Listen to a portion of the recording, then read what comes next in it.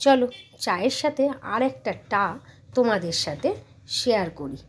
খেতে কিন্তু ভীষণ মজার। এর আগে 1 বছর আগে অন্তত আমি এটা শেয়ার করেছিলাম, তবে চলো আরেকবার তোমাদের সাথে আমি এটা শেয়ার করছি একটু অন্যভাবে। তো এইখানে আমি দিয়ে দিলাম প্রথমে কর্নফ্লাওয়ার আর ময়দা দুটোই সমান সমান, তার মধ্যে দিয়ে দিলাম একটুখানি গোলমরিচের গুঁড়ো আর নুন। এরপর অল্প করে জল দিয়ে এটাকে আমি মাখলাম। তারপর এর মধ্যে দিয়ে দিলাম তেল, আর তেলটা দিয়েও কিন্তু ভালো করে ফেটিয়ে যেতে হবে। তারপর দিয়ে দিলাম একটা ডিমকে ভেঙে দেওয়ার পরে তারপর এই যে ভালোভাবে আমি এটাকে ফেটিয়ে নিচ্ছি। জলটা কিন্তু খুব সাবধানে মেপে দিতে হবে, মানে ওই একটু একটু করে জল দিতে হবে আর তারপর ফেটাতে হবে। জলটা যদি একবারে দিতে যাও তাহলে কিন্তু সব ঘেটে ঘ।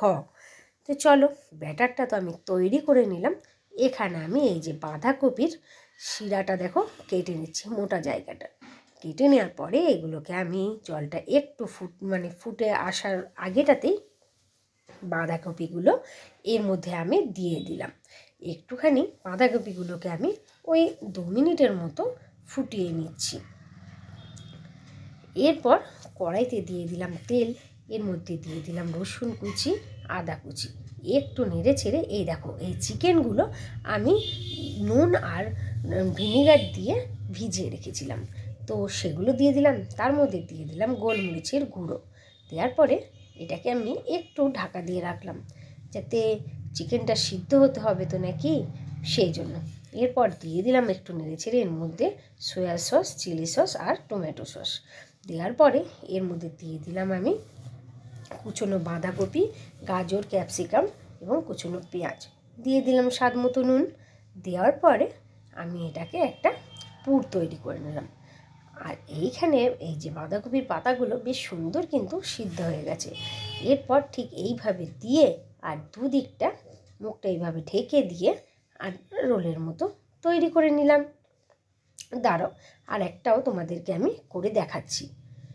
এই যে এই 2 সাইডটা কিন্তু মুড়ে দেবে, নাহলে কিন্তু পুরটা বেরিয়ে যাবে। তো চলো দেখো সবগুলো আমার রেডি হয়ে গেল। এরপর কড়াইতে আমি তেল দিয়ে দিলাম আর ওই ব্যাটারের মধ্যে ভালো করে এটাকে আমি কোটিং করে নিলাম। করে নেওয়ার পরে আমি কড়াইয়ের মধ্যে দিয়ে দিলাম। এই যে দেখো এইভাবে কিন্তু কোটিংটা করে নিয়ে দিয়ে দেবে। আর বেশি পাতলা কিন্তু করতে যেও না, পাতলা করলেই কিন্তু এটা ভালো করে ভাজা হবে না। আচ্ছা, আর অবশ্যই কিন্তু আঁচটা কমিয়ে রান্নাটা করবে, না হলে কিন্তু একদম পুড়েও যাবে আর ভালোও লাগবে না খেতে। তো চলো আমার এগুলো দেখো সবগুলো ভাজা হয়ে গেছে। তো ভিডিওটি আমি তাহলে আজকে এখানেই শেষ করছি। কেমন লাগলো ভিডিওটি অবশ্যই কিন্তু কমেন্টে জানিও। আর আমাদের এখানে ভীষণ গাড়ির আওয়াজ, তাই গাড়ির আওয়াজটাকে একটু অ্যাভয়েড করো।